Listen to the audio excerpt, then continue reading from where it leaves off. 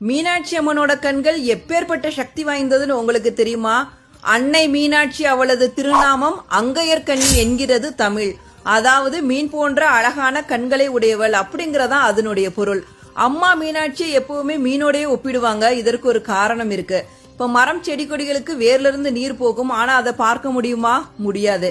அதே மாதிரிதான் பக்தர்கள் எங்க இருந்தாலும் தன்னோட நயனத்தின் வழியாக அருள் தருபவள் தான் அம்மா மீனாட்சி.